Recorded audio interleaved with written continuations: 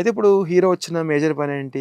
ఊరిని బాగు చేయడం. బాగు చేయాలి. ఓకే. డెవలప్ చేయాలి. సో, అలా చూసుకొని ఫస్ట్ దేనితో స్టార్ట్ చేద్దాం అనుకునే టైంలో ఆ ఊర్లో స్కూల్ ఒకటి పడిపోయింది అని చెప్పేసి అవును. డిస్కషన్ వస్తది.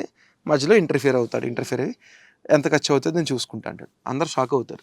అంటే అలాంటి ఊర్లో ఎవరు ఇప్పటిదాకా ఎవరు రాని ఊర్లో రాలేదు. వచ్చిన వాళ్ళంతా ఖర్చు పెట్టలేదు. ఇద్దరు గవర్నమెంట్ చేయాల్సిన పనులు ఒక మనిషి వచ్చి స్కూల్ కట్టిస్తాము అంటే అంటే మనం సినిమాలు చాలా సినిమాలు చూసాం. ఒక హీరోనో లేకపోతే ఎక్స్‌వైజెడ్ పర్సన్ వచ్చి స్కూల్ కట్టించడం లాంటివి జరుగుతాయి.